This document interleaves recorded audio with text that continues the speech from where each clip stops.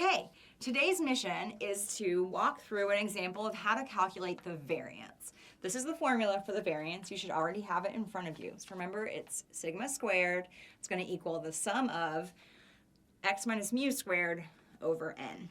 Today I'm going to teach you my nifty-difty table trick for making sure that you're doing all the mathematical steps of calculating the variance correctly. I'm also going to break down each of the individual units for you so that you can see a little bit more about what they are and how they work together.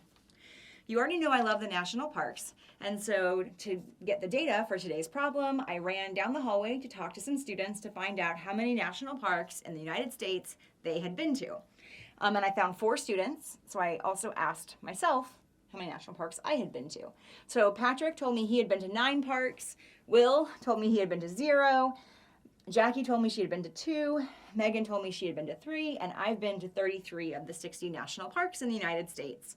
So this is my population that I'm using for the problem.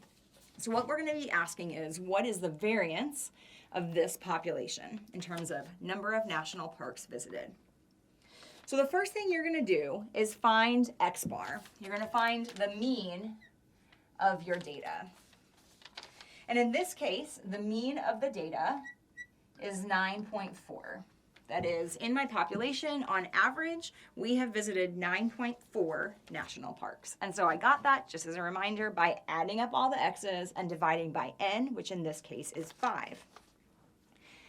The next step is to find your deviation scores. So those are just going to be the raw distance between each score and the mean, the raw distance between x and mu.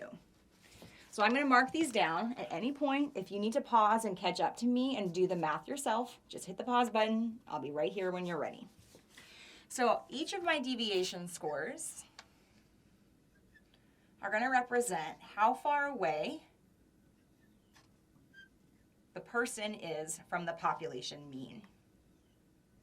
So these 4 are below the population mean, and not to brag, but I'm above the population mean, so my deviation score is positive.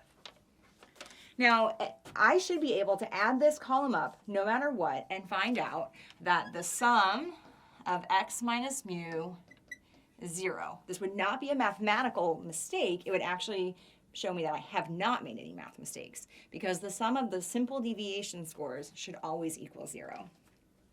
Because this column should add up to 0, that's why we're going to do this thing over here where we square our values. So what I'm going to do next is square each of the deviation scores to give me this unit, the squared deviation score. So I've already done this math. You can work along with me and pause as you need to. Let's hope I don't make any mistakes while I am recording.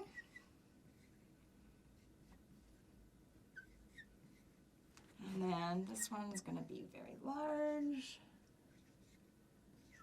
Okay, so each of these represent each score's squared distance from the mean. In order to find the average squared distance of scores from the mean, which is the variance, we're first going to add these up, and that's going to give us the sum of squares, which is the same as this unit. And in this particular problem, that should add up to 741.2. So the sum of squares is 741.2. If you come over here and put that into your formula, our variance is going to equal 741.2 divided by n, which is 5. And that should give us a variance of 12.18. This is probably a good time for us to talk about rounding. I'm just going to ask you to round to the second decimal place, round to 2 decimal places on each problem.